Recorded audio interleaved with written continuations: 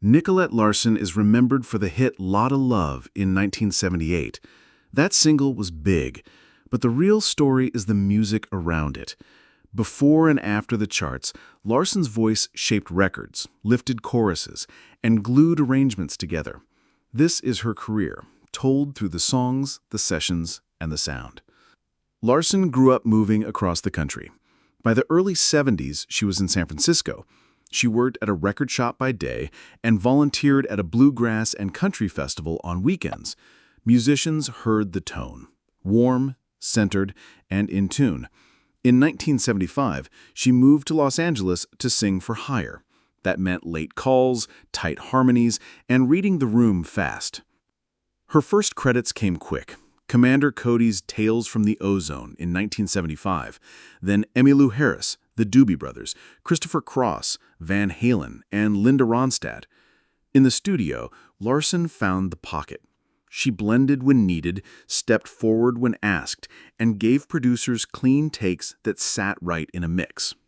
The turning point was Neil Young.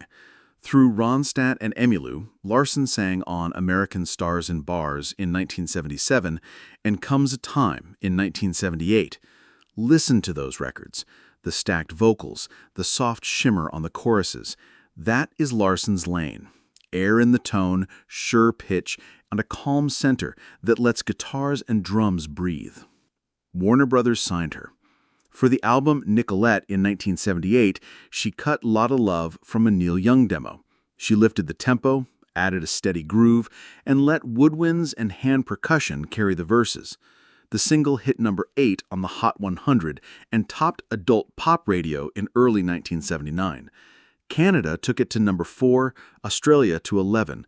The album went gold in the US and Canada. Critics noticed the feel as much as the hook. The next step was harder. In the Nick of Time arrived in late 1979. The duet Let Me Go Love with Michael McDonald reached the top 40, built on silky roads, close harmony, and a light backbeat. But the wider production leaned glossier than her natural sound. Larson shined most on organic tracks where the band could breathe and her voice sat on real drums and bass. Radioland in 1981 pushed back towards musicianship. Tighter rhythm guitar, small funk and jazz colors, and less clutter. It did not hit the charts, but it showed her instincts, songs that carry on feel. All Dressed Up and No Place to Go in 1982 mixed country pop with early 80s drum programming. The sound dated fast even when the singing was strong. The lesson was simple. Larson's voice likes air around it. She shifted to country. A role in the show Pump Boys and Dinettes led to MCA Nashville in 1983. The community welcomed the voice first. In 1984, she was named Best New Female Vocalist by the Academy of Country Music, before a hit even landed. That respect came from studio people who knew what she could do inside a song. The chart moment arrived with Rose of My Heart. The duet That's How You Know When Love's Right with Steve Weriner hit the country top 10 in 1986. The record works on simple parts, acoustic guitars, steady snare, and 2 singers matching breath and phrasing. No tricks, just musical trust. Larson never stopped being the collaborator. Through the 80s and 90s, she kept cutting harmonies for friends. She reunited with Neil Young on Harvest Moon in 1992 and MTV Unplugged in 1993. Hear the title track of Harvest Moon.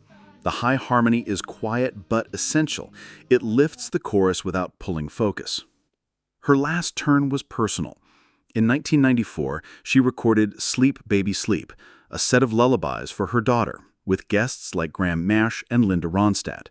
Small arrangements, close mics, soft dynamics, the kind of setting where Larson's control and warmth matter most. She died in 1997 at 45. The cause was cerebral edema from liver failure, with reports linking it to overuse of common sleep and anxiety meds. So what lasts? A voice that served songs. A session singer who knew how to stack a chorus. One major pop hit, one country top 10, and a long line of records that sound better because she's on them. When you hear a mix open up and the chorus sit just right, that's the work. That's Larson's legacy.